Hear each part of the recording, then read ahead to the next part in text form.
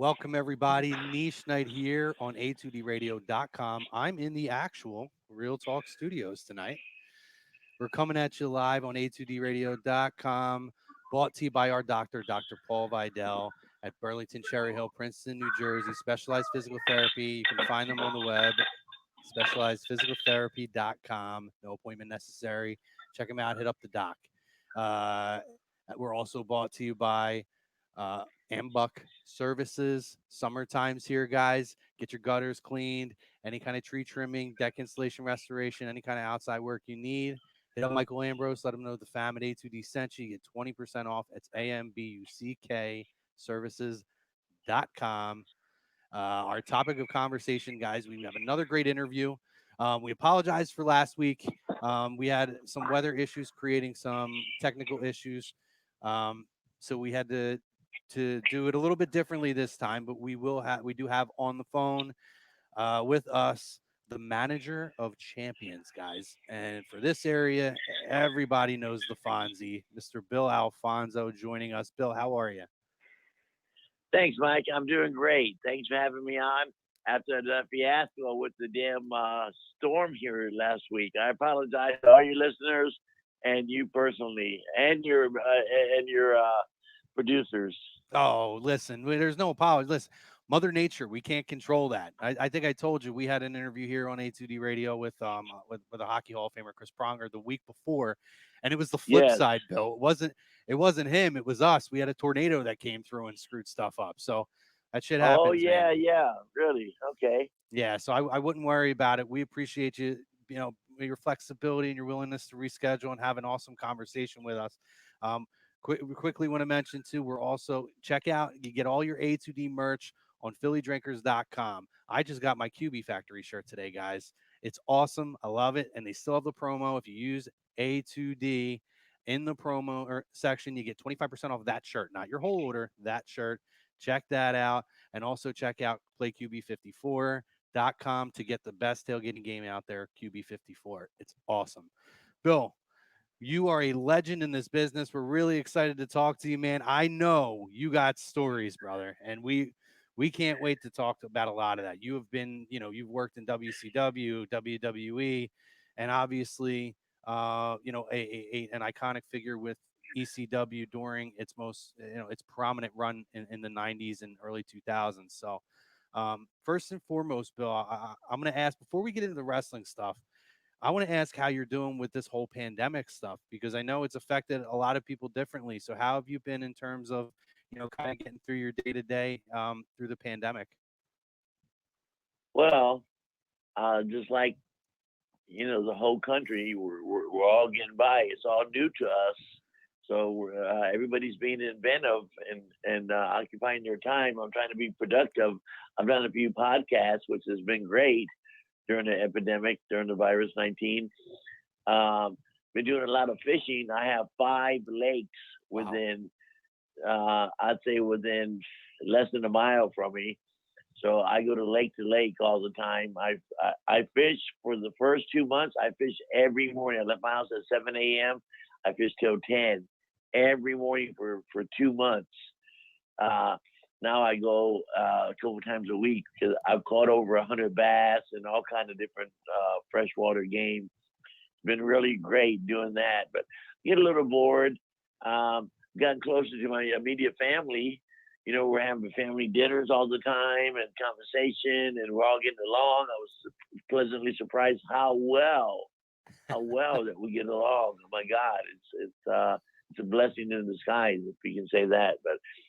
And I love my daughter and grandson, and oh my goodness, I'm just having a ball with those two. But hopefully, it's coming to an end. We thought it was, but now in Florida, they've had a uptick, a swing up in the virus. Every day we get new numbers. Oh, the virus is hit 2,800 per day. Now it's crazy. So Yeah, I think it we seems like came you back guys a have little been. too early. Seems like you guys have been like, unfortunately, kind of going back to hitting record numbers again at some points, and it's insane. But I mean, I'm happy to hear that you're keeping yourself busy, brother. And hey, that's great. Spending time with the family and fishing. I don't think you can really get much better than that. And hey, fit us in on this side of little podcasts here and there. Yeah, it's been okay. It's been okay, Good, good. Um, and we're all healthy. That's the main part. Thank oh, goodness. you absolutely, you got that right. Um, And I'm in that Michael. I'm in that age group where if you do happen to get the virus, that it has devastating effects on older people. And I'm one of those. I'll be 63 in August. It's crazy to say that. 63 years old. I no, can't believe it. Time flies. you I'm already? relatively young. Yeah, I can't believe it. So I got to be extra careful. For they say, hey, be extra careful. Because I smoked cigarettes before, and Yeah. I partied, and my health is relatively good, but still, I'm at that age group where they say, hey, take care of yourself. Oh, 100%. Yeah, definitely. Um, and it's crazy because that is, you guys, you said it yourself. You've had a lot of good times and stuff, and I'm glad to hear that you're in, very good health. I mean, a lot of guys in that era can't necessarily say the same. Um, but Oh my God, Michael! I go to these conventions and I do indie shows. Last year, I did 10 or 12 conventions around the United States, and of course, some indie shows. And I'm working for AIW out of Cleveland, mhm, which has been a fantastic company. We'll talk about that. And I see a lot of the guys my age on these conventions and stuff. My God, they're having trouble walking. They're not in great health. They look older. For some reason, people say, "Oh, Fonsi, you look better than you did 20 years ago. What's your formula?" Well, no drugs and alcohol. That's my formula. that's good. And and eating right. I eat pretty damn good. My daughter's a vegan. I mean, the real McCoy. I tried to. She had a sore throat the other day. It's kind of funny. She had a sore throat the other day. I said, "Oh, sweetheart, here, let me give you a teaspoon of honey." She said, "Dad, I can't have honey. What do you do? Honey?" I said, "It's the most natural thing in the world, honey." She said, "Yeah, but the bees made it." You Uh, know. So I said, "Okay." So I eat relatively super. I mean, I'm not vegan, but she is. But it's just you get the side effects from it. She's making all these nice dishes. yeah. Plus, I get a steak. You know. Listen, man, you're living the life down there. I'll tell you what, I love it. Yeah, I'm doing pretty damn good. I'm living in a $500,000 home. My lake surrounding me is beautiful, brand new. My goodness, I get a little punch buggy convertible. I drive around, beautiful. I'm having a good time. Life has been good to me. Life has been very good to me. Thank you. Love that, Bill. Love it. Well, let's get into it, Bill. Let's talk about how you got to this beautiful life that you have. You started, in the late '70s. Can you kind of talk about your start? Where you started at, and kind of how you, found your way to WCW and WWF, WWE, whatever you want Yeah, to call it. certainly. That's a good starting point because then we can reference, we can go, we start from the beginning and then we can always refer backwards and it makes sense. So Hmm. I was, Tampa was a hotbed of wrestling. It was the city in Florida that, there were territories back in the day.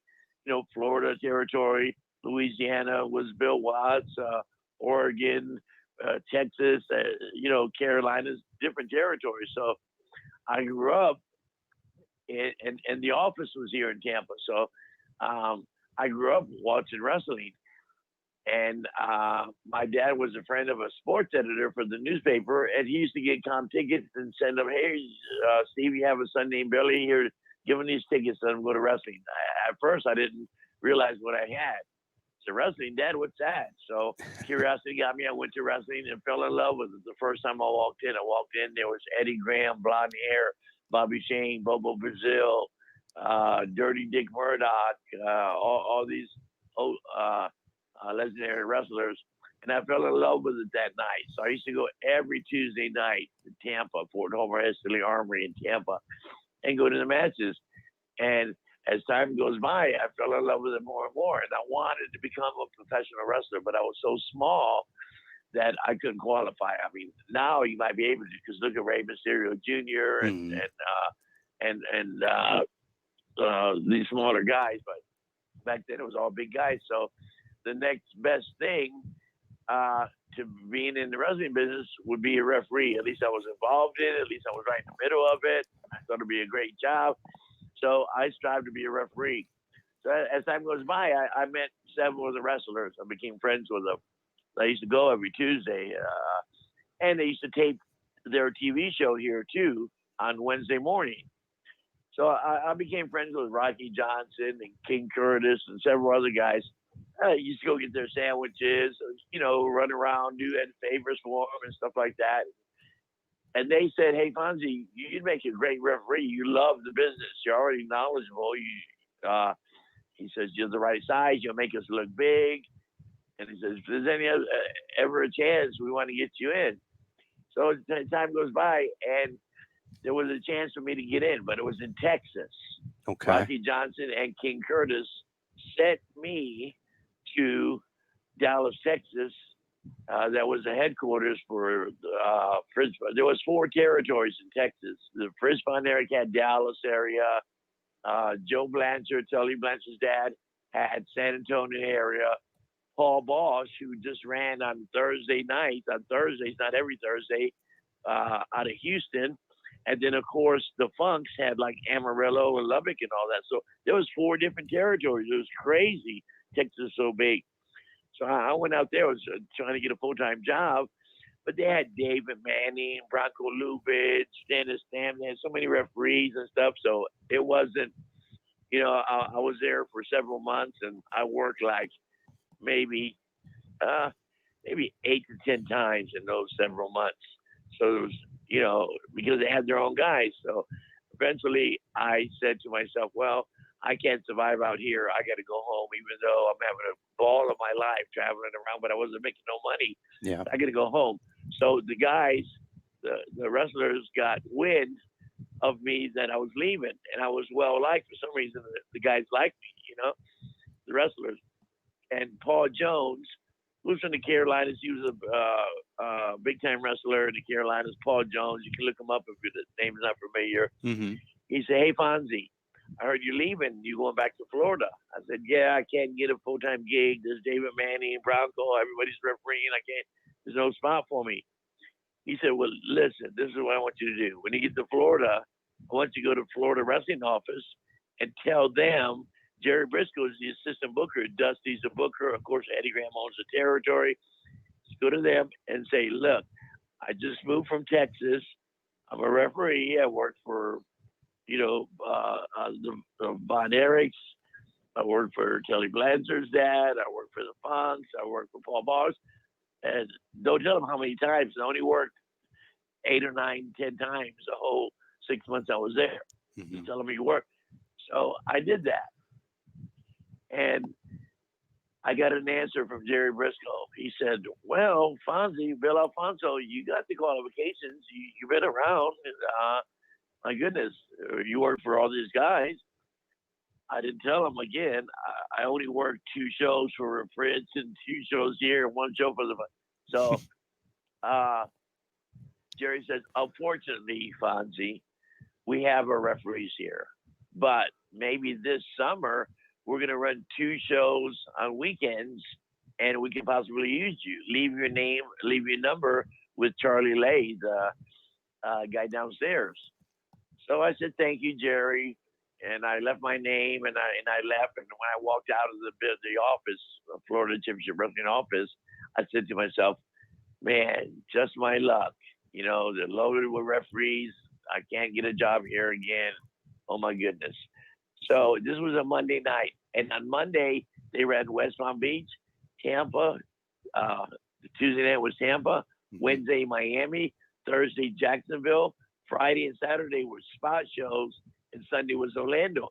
They would repeat that week after week, after month, year after year. Those shows that I just named, those cities, every Monday night was West Palm. Every Tuesday was Tampa. So I said, well, they can't use me. And I applied for the job on the Monday night. So their referee, their full-time referee, there was two or three of them, their full-time referee was driving to West Palm Beach, which is 200 miles from Tampa. Mm-hmm. They drive every Monday, and he had the three main events. Listen to this. So he had the three main events in the car with the referee. So the referee's halfway there. It's a sold out crowd. Dusty's on top. I mean, Eddie Graham, Mike Graham, all these Briscoe brothers, great cards. So the referee had a flat, which is understandable. We all have flats. Right. But the referee had a flat, and he had no spare tire Oh. with the three main events. It was the main event, the semi-main event, and the top third main, three main events. So they did not make the show. They canceled the show. They had refunded the money. Dusty was so freaking mad. He fired the guy instantly, which is understandable. Yeah. I would fire him too, wouldn't you?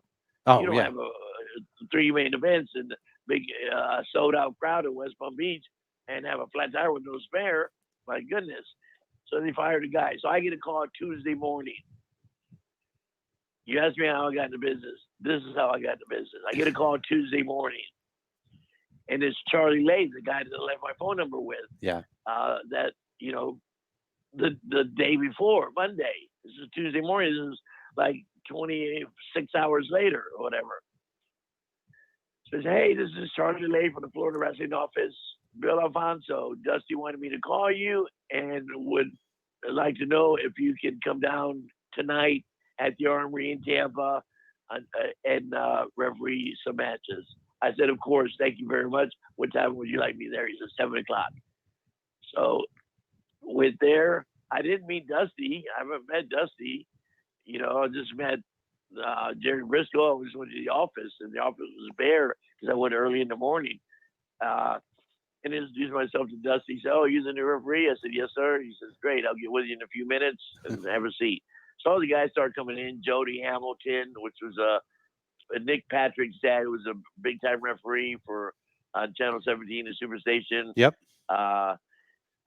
Jody was one of the assassins, the masked assassins. So all the guys started following in and stuff, and I met all the guys. It's time I talked to Dusty, and I worked that night, and I did really good because I was a natural. I'm a natural athlete. At everything I do, for some reason, I'm good at baseball, basketball, wrestling, refereeing, whatever. I'm pretty good at it. So Dusty came up to me and says, Fonsi, you did a pretty good job tonight. We like you. We'd like to know if you can go to Miami tomorrow, Tuesday, and referee. I said, certainly. Thank you so much. So I worked Wednesday in Miami. They come up to me after the show and said, hey, is there any way you can work tomorrow in Jacksonville? I said, yeah, no problem. So I worked Jacksonville, worked the spot show Friday, worked the spot show Saturday. And now I'm in Orlando Sunday. Every Sunday they were in Orlando. So I did really good all week. I looked good. I was clean cut. I was young. I was 160 pounds, beautiful, not a hair out of place. And so Jerry Briscoe comes up to me that Sunday night after the matches and said, congratulations. We want to hire you full time. And I said, in my mind, I said, are you fucking kidding me? I'm sorry. Are you fucking kidding me? Yeah, you could curse. You're good. I didn't tell that to Jerry, but I don't mind. He said, oh, we want to hire you full time. I said, are you fucking kidding me? Really? Oh my God. Yes. I said, oh, thank you very much. He said, here's the schedule. Monday, West Palm, Tampa, Tuesday. Goes on and goes on. So that's how I got into business. And I worked since that Monday, since the guy had the flat tire, and I started on Tuesday. I've been working full time until now.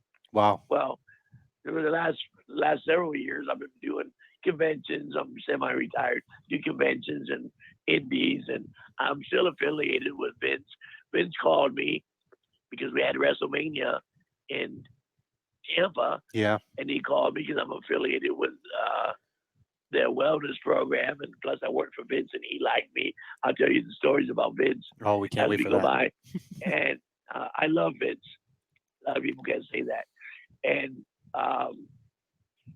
so, it's been nothing but freaking great for me. I'm so blessed. It's all in the timing. Yeah. It's all in the timing. There was no nepotism. My dad wasn't Dusty. My uncle wasn't Jack Briscoe. Wasn't related to Ted Turner. So I was very fortunate to be in the right place at the right time. But that doesn't matter. You can be fortunate and be in the right place at the right time, but you got to be talented Yep. because here's the deal: there's 5,000 wrestlers, and there's only 300 jobs. Yeah. So you better stick out like a freaking peacock with his feathers full because they want talented people. And I adapted so good to the business; it was crazy. Yeah, I mean, you fell into you sort of fell into an opportunity because some guy was an idiot and decided not to pack a have a spare tire in his car, and you built an amazing career out of that. Um, Thank you. Thank which you. And I've told that story a few times and people are intrigued with the story. Wow, what a way to break in. yeah, It's kind of interesting. There's more to it than that, but yeah, that's the cut and dry story. That's pretty much damn true. yeah. So Listen, you're right. Fortunate Fonzie. I've Thank heard, you. I have on this show we have heard quite a few accounts on different versions of how people have broken into the business, and I have to say that a story like that, which you're spot on, a happen chance that you need to go fall perfectly into your lap, but again, it's kind of the story of life, right? You can have all the Right. opportunities in the world, but it's your responsibility to take the ball and run with it, because if you just kind of stand there and drop the ball, then it's a wasted opportunity. So clearly you didn't Because if waste you, that. yeah, thank you. And you gotta be talented because you look at any of the TV matches, you look at any of the territories, and there's really no such thing of a bad worker. You know what I mean? Yeah. There's some better than others, but there's really nobody out there that screws up and so bad that you know what I mean. Everybody's talented because there's so many guys out there that can work their ass off. Yeah. So was that There's was no that a room common for was that a common thing? So there was a couple things that you touched on in your story that I okay, just wanted to ask you very briefly about. yes.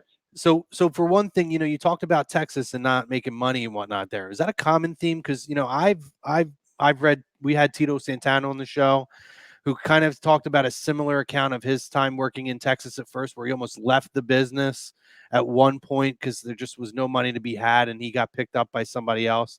I think Terry Funk may have gotten him an opportunity that he finally started getting paid. Um, so is that like a common story of those days with Texas, where it's such a No, hotbed? it's not a story where there wasn't no money in Texas because Paul Bosch, who I mentioned, who was a promoter and he only ran Houston, he was known as one of the best payoff guys in the business Hmm. worldwide. I mean, if you work for Paul Bosch and there was a $38,000 house, you better damn sure know you're going to make a good payoff. Yeah. So there was plenty of money there. There wasn't the opportunity for there wasn't so many spots. Remember, I told you there Right. was Right. so let's break it down. So Texas, say there was 150 wrestlers and only 22 jobs. Yeah. You know, so the money was there. It just wasn't cut out because I didn't have there was no spot for me. The money was there. Yeah. So you were down in Tampa, and obviously that's another hotbed area. Were you around when young Mr. Terry Bollea cracked into the business down in Tampa? Yeah, we broke in a little bit around the same time. I think he was a minute before me. Hmm. He was trained by Hiro Matsuda, which turned out to be one of the owners, part owner of Florida Championship Wrestling. Eddie Graham owned like, I'm not sure the figure, but say 70%. Hiro Matsuda owned 10%, Japanese wrestler. Then another Duke Tanaka owned 10%. So uh, Terry was trained by Hiro Matsuda. Jack Briscoe gave him his first pair of wrestling boots. So I was right there right after that. So I was real familiar with Hogan. We got the same birthday, August 11th. Oh wow. We always call each other. I've worked with Hogan for off and on for years. Yeah. I got a good Hogan story for you when we get to WWF Yeah. about money. Oh, Great story. we love that stuff. um. It's just a friendly story. It's Oh, a sure. awe-enlightening stories, and I can tell you some bad stories too. But the good stories outweigh the bad stories because I've had nothing but good vibes, good career, good payoffs, good things happen to me in wrestling, Yeah. and usually the bad things happen to the people that are not cool. Yeah. Agreed. Agreed. So you started. That's kind of how you built your relationship with Dusty.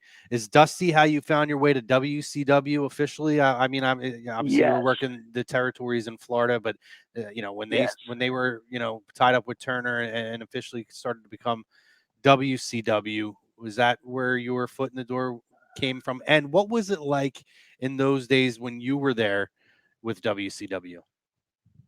Well, got to remember, we are had been used to working the territories in the United States, the Mm, smaller territories. It's just WCW's downsized into a smaller company. You see the TVs, of course, at TV. Um, so WCW was just more of a bigger production, and it was the Superstation back then. There's no TBS. It was Channel 17, the Superstation, which was pretty cool. And not everybody had access to cable. Like, give an example, it was phenomenal. It was more professional, more like a baseball team. We were like, say, the smaller territories were like Double A or Triple A, and then you mm. go to the big league, and you're in the big league. And now, better equipment. My God, time! Oh, it was crazy, crazy in a good way. Um, what was I saying right there before? Yeah, okay, it accompanied me, but yeah, it was quite different. It was quite different. It was amazing. Ran more sharper. There was more people involved. There was, more assistants, more agents, more uh, people, producers putting the shows together because they had to be precise. We're working for the United States now, for the state of Florida no more. Yeah. Were you so who was the head of WCW at the time when you were there? Who was I guess running the you know the the head of it? Dusty was the guy. Dusty was the guy, and then we had some different CEOs. Like, what was the guy's name? He was the CEO. He had nothing to do with wrestling. Jim They brought Hurd? him in, Jim Hurd, the pizza The guy. I pizza call him guy. the Yeah, pizza yeah. guy because he was like a CEO of Pizza Hut or Yep. National Brand or whatever. He was used to being around big money and advertising, but he didn't know jack about wrestling. So, uh, yeah, let's see. There was a couple of different guys that were heads, but usually I answered to the booker, which was like Dusty. Yeah. Usually. So, and I had a real good rapport with Dusty, Yeah, very good rapport. yeah, And they I used to. learned the business basically from Dusty. I told Dusty after about a year working with him in Florida, I started in May in 1980, and about a year later, 1981 sometime, I got real close with Dusty, and he took me under his wing. And uh, my father had passed away earlier, a few years earlier, and so one time I said to Dusty, I said, and we all love Dusty. We all want to break our necks for Dusty. He would uh, demand quality work, but you wanted to do it for Dusty. You wanted to please him. Uh, so I said, Dusty, I wish you were my father. And it's this very sincere way. And I Yeah. was, from my heart, he's seen that it was a heartfelt thing that I said. He said, son, I am your father. He said, I love you, Fonsi. You're my boy. And I said, thanks, Dusty. So we became close for years until he passed away. I was supposed to be with him on the fundraiser in Tampa at the Jewish Community Center, who bought the armory where we used to wrestle at. And they bought it, and it's going to make it a big facility for the community. And we got word that Dusty passed away the night before, and I was devastated. I was because I hadn't seen Dusty in a year. I talked to him once in a while. I'll see him at a show or a convention or whatever. Not too many because Dusty didn't do a lot of conventions. Yeah. Um, but everybody was just devastated, especially me. I couldn't, I had trouble sleeping for a while, thinking about Dusty and all the good times. But I thought about the good times, no bad times for Dusty. Yeah. So are you just a sidebar real quick, you probably knew his kids fairly young. Are you surprised to see the success that Well, Cody's having now? no, because it's in his blood, Mhm. and I don't know him real well. We haven't worked together that much, I worked a little bit with Dustin here and there, Hmm. and Cody, no, because we were all different places. I was in, New York, and they were somewhere else. I was Hmm. here, and they were there. But I've seen them around growing up. Any time we do a fundraiser, like the wrestlers would play the Buccaneers, Tampa Bay Buccaneers, in a softball game fundraiser once a year, and of course Dusty had his kids. They're a bit younger than me. I say Cody's in his 40s or whatever how old he is, but so they were like tots when I was refereeing. So it was pretty cool. Yeah. Um, yeah. I mean, you're spot on. You know, some people are just kind of born with that blood and those genes, and obviously, Yeah, he has a lot of the Dusty rub in him, just naturally, with his charisma and yeah. the way that He surrounds himself with good people, and yeah. a lot of Dusty's friends. You look at some of the TV, and you'll see Orrin Anderson back there being Mhm. being an agent. So he's surrounded by all Dusty's people, Right. uh, and his old people, and he's a brilliant kid. He's doing great. I think they're doing great. Yeah. I didn't see the last pay per view, but the last pay per view was outstanding. That's what I heard. Yeah. They've done some good stuff over there. Um, Yeah. so let's talk about how you ended up going from WCW to WWE or WWF, whatever you want to call it. How did that introduction or opportunity come about for you? Well, let me tell you how I'll do it briefly how I worked my way into WCW, then it relates to WWF, how I Hmm. got in there. So, um, 1991, the WCW and the Japanese office, Fujinami's office, we're going to do a joint show, first time joint show. It was going to be Ric Flair against Fujinami in the main event for the belt. And it was held at the Tokyo Dome, 65,000 people, sold out, of course. And the Tokyo Dome it was an indoor show. That was quite a card to be on. And so Hiro Matsuda, who I mentioned earlier, he was part of the office. He used to send talent back and forth to Japan, American talent and Japanese talent. Like for instance, they would bring in like a young Muta, the fabulous Yep. Muta, Hmm. who spits the green. Yeah. They brought him into Florida in the early '80s to learn how to work more American style, get familiar with international wrestling and stuff. So I was traveling with these big stars before they were big stars. Hmm. And it was my job as a referee to pick up anybody who came into the territory for like that wasn't full time, like Ric Flair would come in for the week, or the world champion Harley Race would come in for the week, or Dory Funk would come in for the week, defend the belt, and they go to another territory. Same with like Fabulous Moolah, she would come in for the week, make the loop, and go. Abdullah the Butcher would come in for the week. It was my job to pick these guys up and take them around for the week, and then, as a referee, it makes sense. Yeah. So, uh,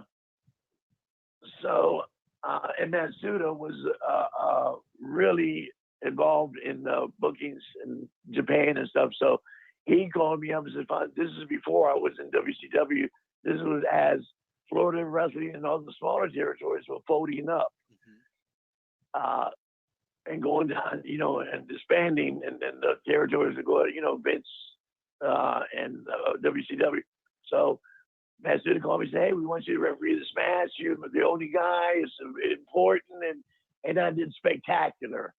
I mean, and Dusty was on the card, the signer. I mean, the card was loaded. You can look up the card. It's a super card. Yeah. It's on YouTube. It's, so I said, what can I do different? Because I don't have a contract with WCW yet. I'm trying to get into WCW. Dusty has only so much power. He can bring me in. But Hmm. so I said, what can I do to look good when I go to Japan in front of the Japanese office, the Florida office? What can I? So, of course, I went out and bought a beautiful designer long sleeve white shirt. I had my mom, my dear old mom who passed away. She sewed an American flag and a Japanese flag on my shirt. So it's USA versus Japan. Yeah. and I bought a beautiful bow tie, beautiful designer pants, beautiful shoes. My haircut was beautiful. I had a little mustache. Just I was looking very good, and I did an outstanding job. Oh my God, I did. I took a bump, and I was a great referee, and so on and so on. So I know at the after party, after there was 30 or 40 guys who were all waiting for a cab. So I got in the cab with Dusty and Ric Flair, going back to the hotels at Keo Plaza. And Dusty said, "Here's, I'm going to talk like Dusty." He said, "Hey, Fonsi, baby." He said, "Hey, Ric Flair, baby, who's that in the front seat, baby?"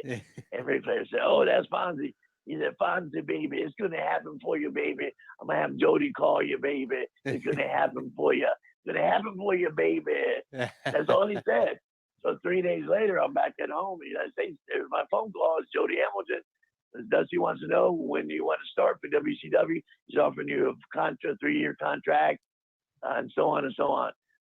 So that's how I got in. I signed the contract. I was up there for, for a while. So they had put me. Now they had been training Giant Gonzalez, who wasn't a spectacular worker, but he was 8 foot tall. He's beautiful, and he needed somebody with him 24/7. He couldn't drive. Yeah. He couldn't speak great English. He needed a personal assistant.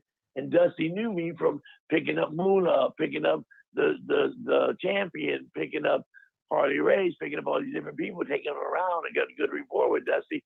And Fonsi, your job now is full-time refereeing, which we're going to pay you 6 figures for, and we're going to give you a bonus.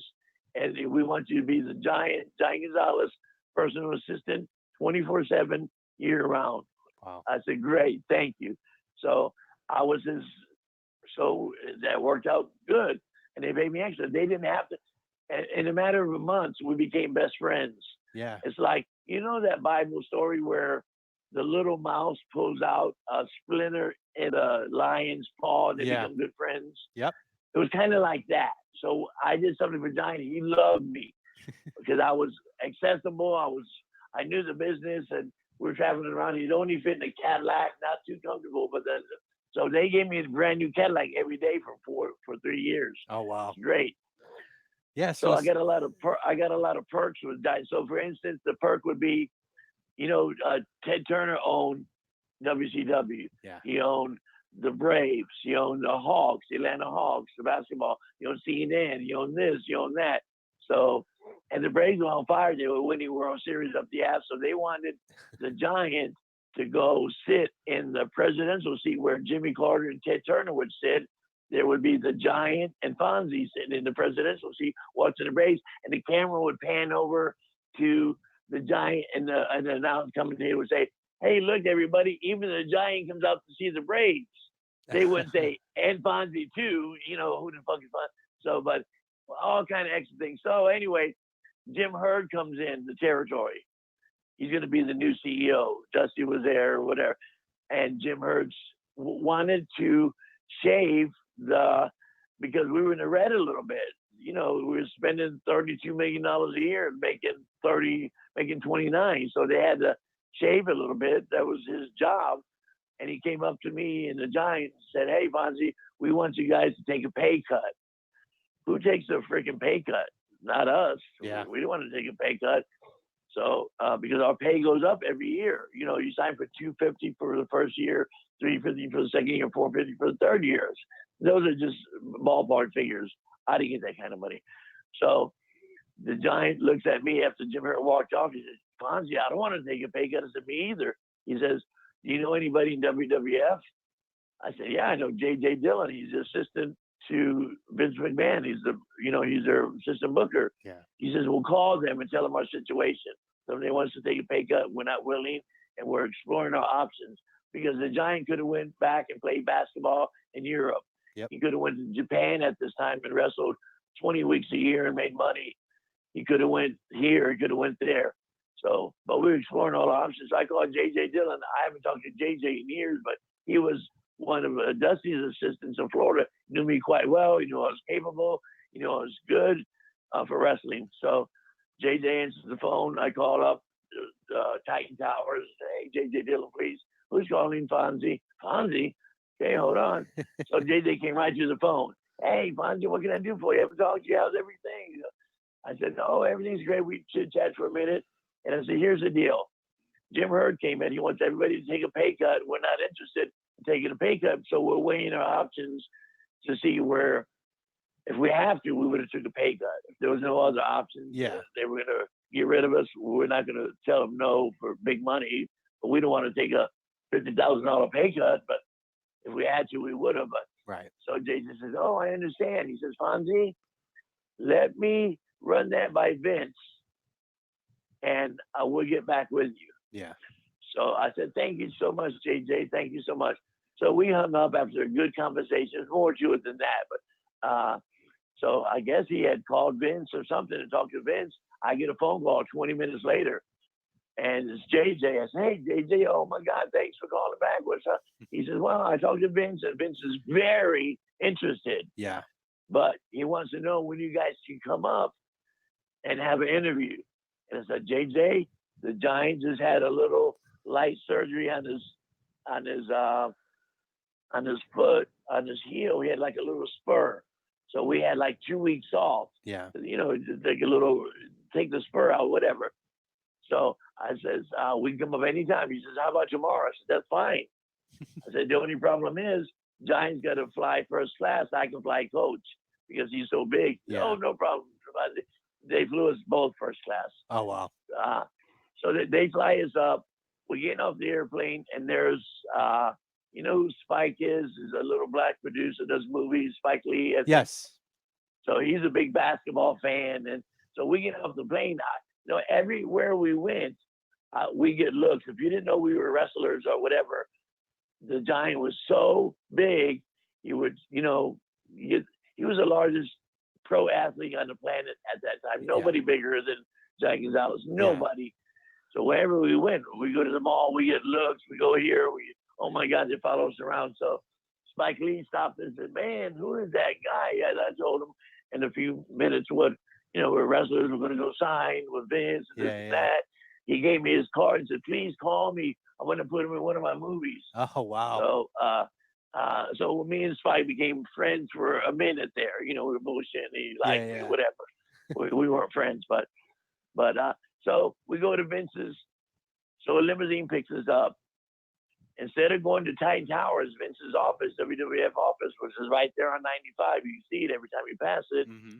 We go to Vince's house, beautiful freaking mansion in Connecticut, beautiful, you know, several $1 million home, beautiful. Mm-hmm. And JJ answers the door. We go in and say, "Oh, Vince is running a few minutes late, and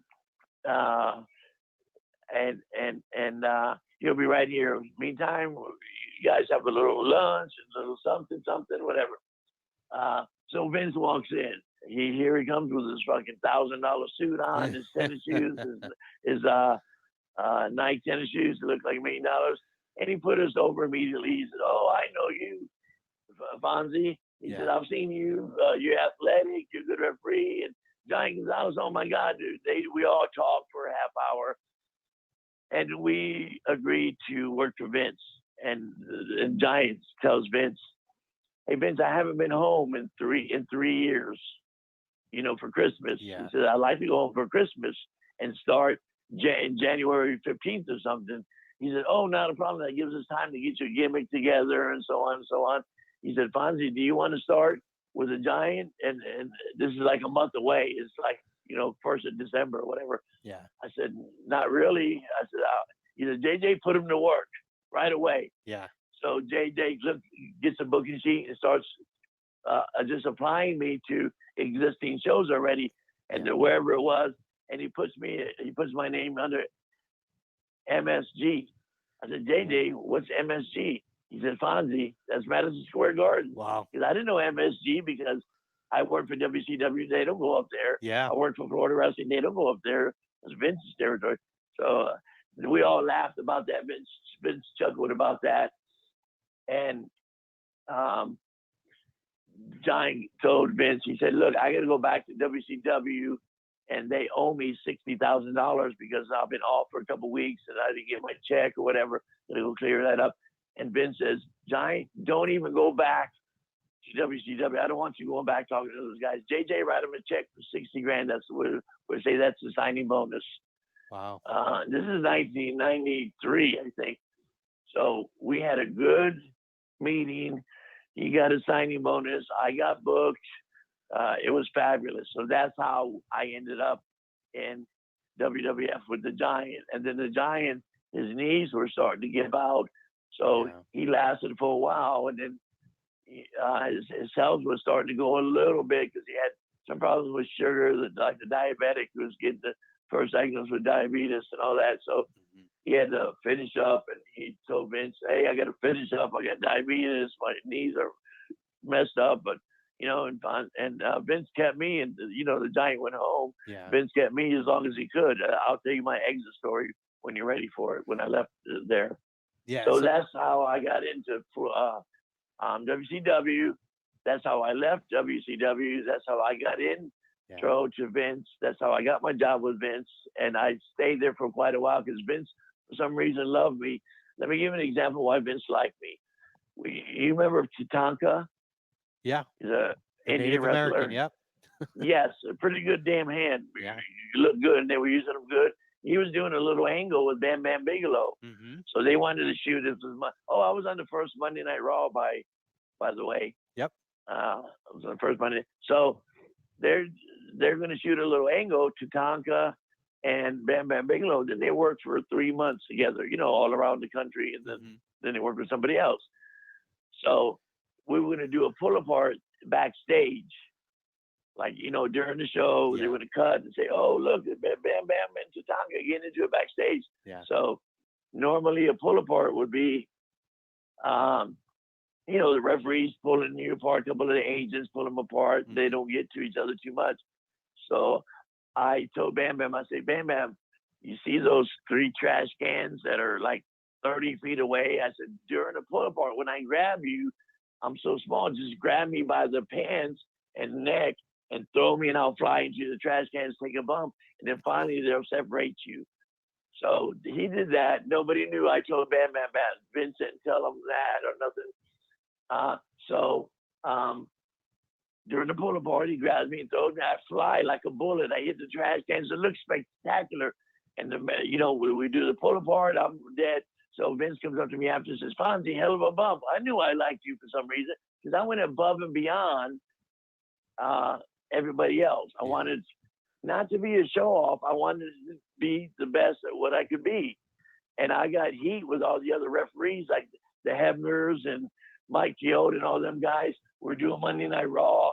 And this was, so I would wear a nice, freaking beautiful suit. I would walk in with Louis Vuitton luggage, had the stainless steel Submariner Rolex, a couple grand. So I looked like $1 million. I looked like a professional wrestler. Yeah. And I'll tell you why I did that. So I walked in, and Vince spots me. He's at ringside before the matches start, talking to all the wrestlers, and everybody's shooting the shit. And there's guys in the ring practicing and wrestling and stuff and working out. And Vince yells out to everybody, "Hey, all the referees, come here." So here comes all 4 or 5 referees, come up to Vince and says, "Hey, you see how Fonzi's dressed? From now on, at any TV tapings, at any pay-per-views, at any big events, I want you to dress just like this." Because at that time, we were wearing Zubas. Remember the Zubas? Oh, the yeah. pants? Everybody was wearing Zubas and nice T-shirts and Nikes and they stuff. just had a breaking. They just had, I think, yesterday breaking news that the company just went out of business or filed for bankruptcy. Zubaz, whatever. It's funny you brought them up. That just happened. Well, you know who started that company, don't you? Who's that? The Road Warriors.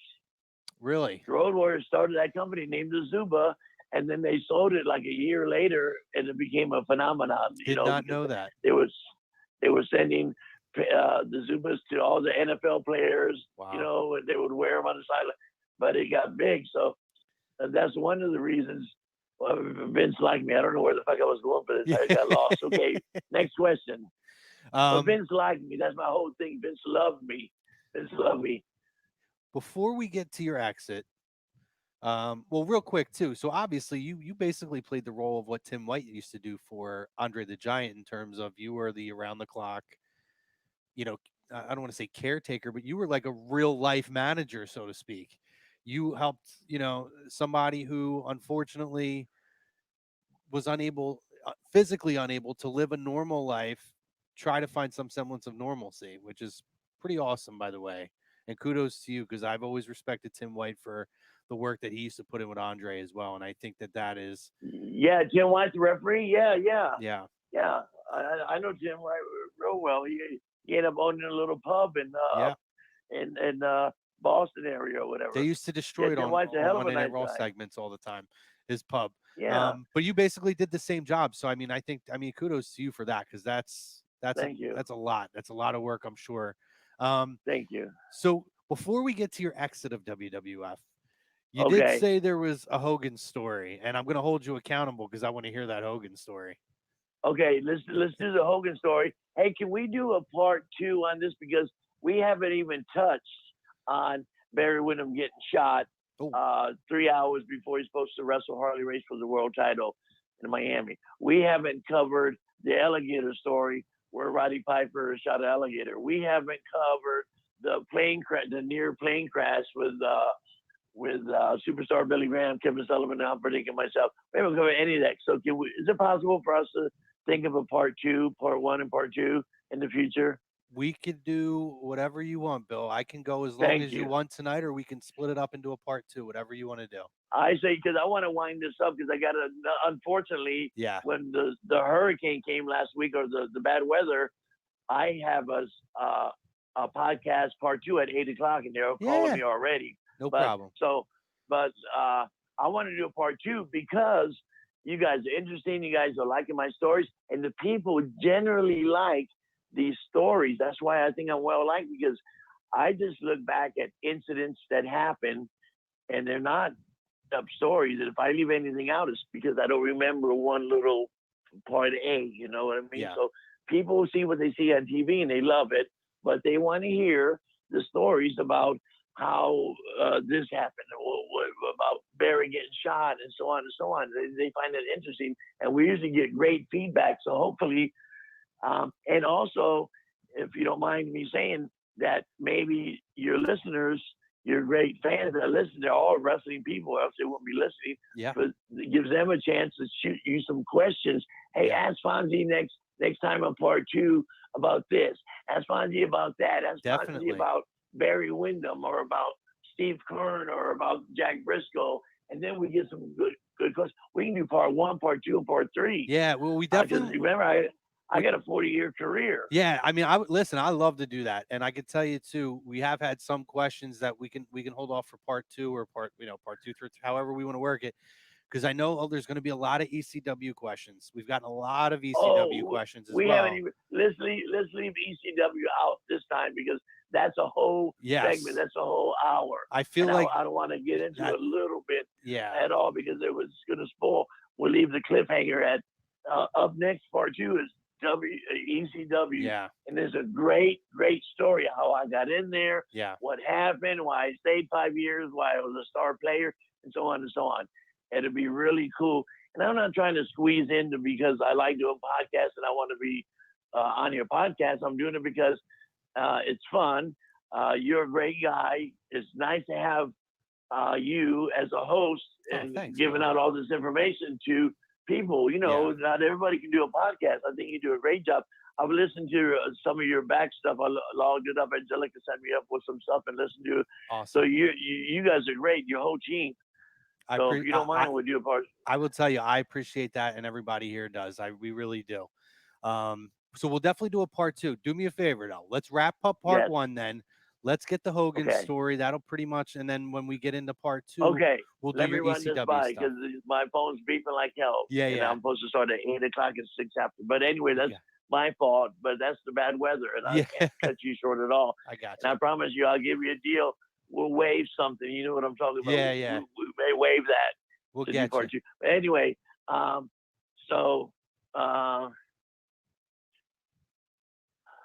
This is the Hogan, you the know Hogan that money Hogan story. had the TV series Thunder in Paradise. Yes. So they wanted a giant on the pilot. Mm-hmm. We shoot the pilot, and then if they pick it up, they like the pilot. So we go down to film the pilot, And of course, Giant's going to have me as personal assistant, and Hogan's going to pay me. Vince is going to pay me to go down and do a movie with the Giant. And Vince says, "Don't worry, I'll pay Fonzie." So it comes time, and we're wrapping up. We do our last shoot. I was there for a week, 7 days, and Hogan gets an emergency phone call. His son has an accident on a jet ski. Oh. They don't tell him how bad, how good it is. He says accident in the hospital. So Hogan's running out the door and says, "Fonzie, I'm flying to Japan tomorrow. Meet me at gate A1. And I know you're flying back to Vince tomorrow. Meet me at, I'll pay you." I said, "Okay, dude, go take care of your son." Boom, boom, boom. So his son was okay. Gets to the hospital, his son's okay. So the next day he's going to be on going to Japan. So I meet him at the gate. He says, "Fonzie, you thought I was going to forget about paying you, didn't you?" I said, "No, Hogan. If you didn't pay me, I don't care." So Hogan gives me a blank check. Oh, wow. Says, "Here, you fill it out. It's a personal check." It says, Terry Beaulah and his wife's name or whatever. So you fill it out. And I said, "Well, thanks, Hogan. It's very kind of you." I said, "I don't know what to put on there, but, I don't know how much you're going to pay me." He said, "Put whatever you want." Yeah. That's pretty generous. So Yeah. So Hogan jumps on the plane and leaves. I go to Jimmy Hart and say, "Jimmy, Hogan gave me a blank check. I don't know what to write." Jimmy says, "Don't look at me, Fonzie." You know how he talks. You're like, "Hey, don't look at me, Fonzie. I don't know what to put." Oh my God, Fonzie, you're in a predicament. So I asked him about my friend. So I come up with the least amount of money that Vince would pay me per day. Like we're guaranteed, wow. say $300. Yeah. So I mean, if the house is 10,000 people, you make more money. If the house is 700 people, you're gonna at least make $300. That's the minimum you're gonna make. So I put $300 per day for the 7 days, and I filled it out. So it was $2,100. Not bad for a week's pay. Yeah. So, and I'm having fun, and I'm doing a movie, and then I was in the background playing volleyball now, and this and that. So Hogan called me a month later and says, "Fonzie, thanks for being light on me. I'll give you a blank check." That's so Hogan was so cool. Yeah. He was handing out blank checks. You know what I mean? He wasn't a billionaire. He had money, but you don't hand out blank checks, No. especially to a wrestler. Yeah. You know what I mean? We take advantage of people. Supposedly, I don't, but they do. Yeah. But anyway, that's one of my stories. I got so many good stories. Yeah. Please, Michael, let's do the part 2 Yes. and part 3. And we're talking about ECW, Barry Windham getting shot, the alligator story, the plane. So much There's stuff a to lot. cross. Well, you know what, Bill? I'll call you. I'll shoot you a text or I'll give you a call this week, maybe tomorrow or Saturday, and we'll try to line up when we can do part 2. Sound good? It was lovely. Yes, lovely. God bless you guys. I'm doing a show this Saturday, and my first show in 3 months in Fort Lauderdale, CCW. It's an indie company. They've been around, so I'll give you some updates on that too and how the virus has affected everybody. But perfect. I had a great time. Thank you so much. I'm a little hyper. I talk a lot. That's all right, Bill. We love it. You're an awesome guest. Great. I look forward to part 2. Listen, have a great night. I will talk to you in the next day or two, and we look forward to part 2. Thanks, Bill. Perfect. Thank you so much, Michael. And thanks to your producer and everybody who's listening. I'm looking forward to returning and doing part 2. Thanks for tuning in. Another great show on the podcast, Daddy. Hey, my guy. Thanks, Daddy. Take care. Have a good evening, guys. You too. All right.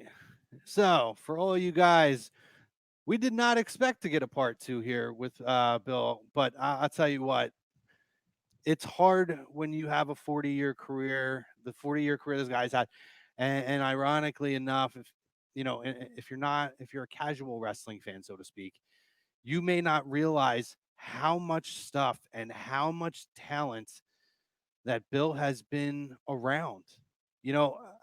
I knew about some of his relationship with Giant Gonzalez. I have to say, nowhere near what he gave us, which is spectacular kind of stuff. And how awesome is that? He loved it so much that he wants to come back and do a part 2. And Jimmy Smith in here. You're right on, Jimmy. What a great guy. Bill's an awesome guy. And I know that particularly with where we're from, this is ECW country. And you heard it. Even just mentioning ECW, he said, hell, that needs a part of its own. And it does, because we want to hear about, Bill's relationship with Paul Heyman. We want to hear about Tazz and Sabu and Rob Van Dam and, One Night Stand. in 2005, and the Beaulah match, and other stories. We're hearing about crocodiles. We're hearing about Let me turn this down because I'm going to be hearing Ryan in a minute. We're going to be hearing about crocodiles, and we're going to be hearing about Barry Windham, and just so much out there. So, I mean, I don't know how you guys feel. I think I do, just kind of judging from the comments in here. But really, really great first part with Bill. Didn't expect a part two, but really excited for part two with Bill as well. Yeah, So we've got our own like interview series with Bill coming up, which is awesome. hey, I'm in. I love it. I honestly, I told you, he was really disappointed to not be on last week. Unfortunately, we had that storm, and just to kind of, there's a lot of weird weather going around. I mean, here we were having rain 1 minute and then nothing the next, and Welcome to 2020, I guess. weird. And honestly, if it's easier to get him on the phone, and we were able to pull that off in a way that we were able to. Tom was gracious enough to allow me to use the studio for this interview, and hopefully part two I'll have to check with him on that, but I'm sure that's gonna be fine. It was really cool, and again, Ryan, I mean, his stories were so good. I couldn't cut him short on any of them. They were just, I was just kind of flowing with it. Oh yeah, of course, of course. I mean, Jesus. I mean, I've listened to interviews not only in wrestling, but all around sports. It's not too common where you get guys, especially like like Bill, that they enjoy talking about the stuff. You know what I'm saying? How many interviews, and luckily, with all the interviews we've gotten on all the shows, we've gotten really lucky with the quality of people that have joined. But how many friggin' former athletes or former wrestlers, they'll give you one or two word answers and then they'll move on. You know what I'm saying? Like you can tell after all these years the joy that he has looking back and even talking about the stuff, which is awesome. Yeah, and I mean, he touched on it earlier. Wrestling has been very good to him, and he's kind of being able now in a partial or part time retirement, as he put it. He's able to enjoy a lot of that now. Spend that time with the family. He has a beautiful home. He has lakes where he likes to fish all around him. I mean, it's awesome. So much to hear from this guy. I'm really excited to talk to Bill, the manager of champions, in part two. I'm gonna freaking mark out when we get to the ECW part. We all are. Absolutely. Doesn't matter how professional you are, when you get somebody as ingrained into the ECW culture as he is in this area, it's fascinating to hear their inside stories, and I'm very, very excited to hear about. This was fun, guys. So, you know, I don't really have too much else to really talk about. We kind of shifted lazy booking more so, not all the time, but over to Andy and his crew with the current stuff. I was gonna, if Maddie was on, and I don't know if you're producing them on Saturday, Ryan, but if Maddie was on, I was gonna maybe do a little bit of a review of Backlash. I don't really feel the need to do that. I think we got plenty in for this night, and I'm looking forward to part two with the manager of champions, Bill Alfonso, and we will solidify that date that we're going to have interview two with Bill, and we will drop that on social media, hopefully within the next couple days or within the next week. Possible, I'm going to shoot for next week if Bill has the availability for the following week. So, um, Yeah, and fam, you heard it from Bill himself. He wants a ton of questions. He wants people to chime in. So whether you guys are listening after we're done going live, on all the podcast forums or Facebook, Twitter, YouTube, etc., you know, comment on the post. You don't have to just comment in here. We're posting about it on the main page all throughout. So if you have any questions or stuff that you want us to send to Bill, feel free because, like he was saying, he's been watching A2D. He knows the type of fan base that we have, and he loves that kind of stuff. So make sure you chime in with all that stuff. yeah, definitely, definitely. Um, and I will make sure that we get in as many of those as questions. I had a list of questions actually from people that did send them. A lot of them are ECW related. But again, go back, If you missed any of this part one, go back and listen to it. He talks a lot about his early days. He talks a lot about working, getting to know Dusty, his relationship with JJ Dillon, with Vince McMahon, with El Gigante, Giant Gonzalez. A lot of different people. Talks about Hiro Matsuda, talks about the Texas territories, the Florida territories before WCW. A lot of really good stuff. And I loved, Ryan, you're back there. You don't have to pop back on if you don't want to. Oh, good, you did. I loved when I had a feeling he was going to be around the Jim Herd era of WCW, and and if Bill goes back and listens to this, and I hope he does, Bill, specifically asked who was at the head of the company at that time because I wanted to hear if it was Jim Herd how he would describe him, and it was not disappointing The whatsoever. pizza guy. The pizza guy. Name, he was a pizza guy. I loved it. I loved it. Fantastic. But this was great. So thank you guys for joining us again this week for another great interview. Lots of great interviews that have been happening here on A2D Radio. Lots of great shows. We just wrapped up on Birds of Feather. We wrapped up our draft series there. There's another continued draft series now going on where they just did NBA. We're going to do a lot more. We're doing a lot of fun stuff. Just because there's a pandemic and other stuff going on doesn't mean you have to stop talking about sports. And at A2D Radio, it's all about sports. It's all about you guys, the fans, and what you want to talk about. And as long as you want us, as long as you will have us, we're going to continue to bring you guys guests to talk to who have fascinating stories, whether it's professional wrestling, it's NFL, NBA, or NHL. The Pronger was really great. Adam Carricker. I could go down a long list of amazing guests we had on here. Vince Papali was another really great guest. A lot of great MMA guys have been on here. Brian Boom Callagher, who has just fought on two of their most recent cards, he was on here talking. So, really great stuff for us. Ken Shamrock. I mean, that was something else. Um, we're going to continue to bring you guys, the best quality that you can look for, and we're going to continue to make you guys the voice of the sports people and of the people. So we love you guys. Thank you to our sponsors, our doctor, Dr. Paul Vidal at Cherry Hill, Princeton, in Burlington, New Jersey. Find them at specializedphysicaltherapy.com. Best doc in the business. Check them out, as well as Ambuck Services. Michael Ambrose. Let them know that they sent you, that we sent you. You get 20% off. Check them out. Ambuck Services. It's AMBUCK services.com. QB54 best tailgating game. Use the promo code No Notes, guys. Get you 10% off of that at playqb54.com. And again, hey, I got my special edition shirt on today. This is a special edition, still available. Special edition A2D shirt. You can find all your A2D merchandise. I'm still waiting on a lot of stuff to come through, actually, but you can find all your A2D merch at phillydrinkers.com. Check them out. There's 43, unless they add anything in the last 2 days, 43 awesome items of A2D merch on there, plus their own merch. That's really awesome. So check out the site, get your merch. And I think I got everything, Ryan. I think that's it. So for myself, apologize, no Maddie.